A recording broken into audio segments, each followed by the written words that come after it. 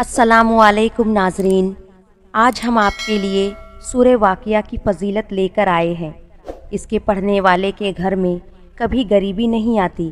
इस सूरत की तिलावत के बहुत सारे फ़ायदे हैं और इसके पढ़ने का अफजल वक्त कौन सा है ये भी हम आपको बताएंगे। सबसे पहले सूरह वाक़िया के बारे में जान लेते हैं। नाजरीन, ये सूरह हमारे कुरान पाक के 27वें पारे में मौजूद है जो मक्का मुकर्रमा में नाजिल हुई, लेकिन इसकी 2 आयत 81 और 82 मदीना मुनव्वरा में नाजिल हुई। इस सूरत में 96 आयत और 3 रुकू है। नाजिल होने के एतबार से ये सूरह 46 नंबर पर है, लेकिन कुरान की तिलावत के एतबार से 56 नंबर पर मौजूद है। नाजरीन, आज हम आपको सूरह वाक़िया की फ़जीलत भी बताएंगे। वाक़िए को आखिर तक लाजिम सुने ताकि आपको इस सूरत की फ़जीलत की मुकम्मल जानकारी मिल सके। नाजरीन, सूरह वाक़िया के फ़वाइद बेशुमार हैं। रोज़ाना इसकी तिलावत करने से आपको और हमें दुनियावी और दीनवी फ़ायदे हासिल हो सकते हैं। नाजरीन, इसके पढ़ने का असल मकसद रिज़्क़ में बरकत और दौलत हासिल करना है, तो आप भी इस सूरत को पढ़कर फ़ायदा उठा सकते हैं।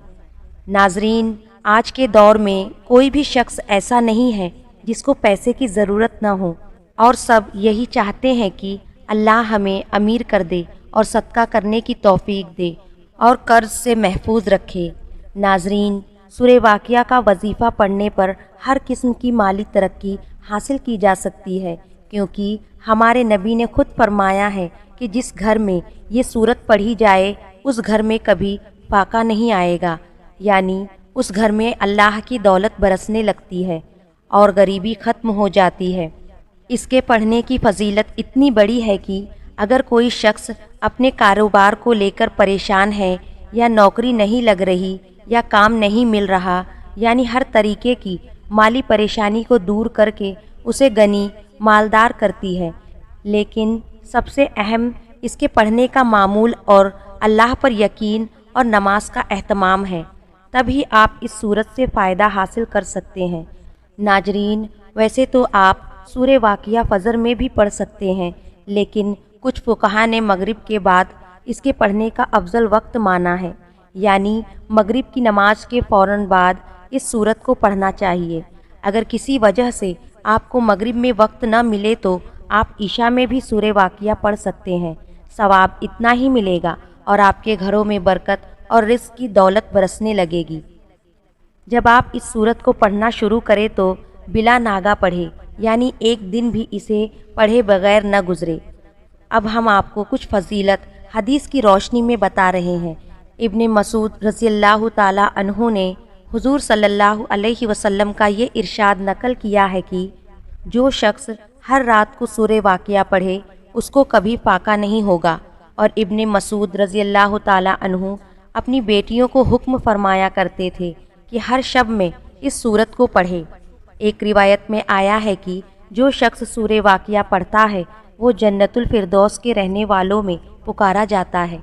एक रिवायत में आया है कि सूरह वाक़िया सूरतुल गनी है, इसको पढ़ो और अपनी औलाद को सिखाओ।